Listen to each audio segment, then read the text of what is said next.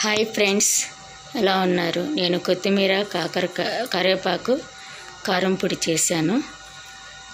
ఒక కట్ట కొత్తిమీర, ఒక కట్ట కరివేపాకు, ఒక 30-25 మిరపకాయలు, గుప్పెడులో కొంచెమేమో ధనియాలు, దానికి కొంచెం తక్కువ జీలకర్ర, కొంచెం నిమ్మకాయ సైజు అంత చింతపండు, ఉప్పు వేసి ఒక్కొక్కటిగా వేపి కరివేపాకు కొత్తిమీర కడిగి అది కొద్దిగా బాగా ఆరిందాకుంది.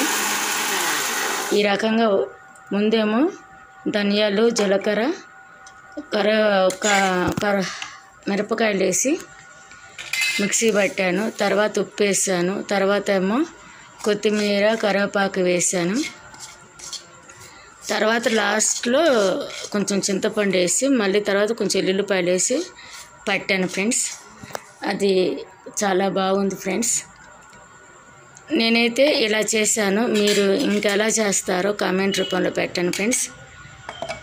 వీడియో కనుక నచ్చితే సబ్స్క్రైబ్ చేయండి, షేర్ చేయండి, లైక్ చేయండి, సపోర్ట్ చేయండి ఫ్రెండ్స్. Thank you friends.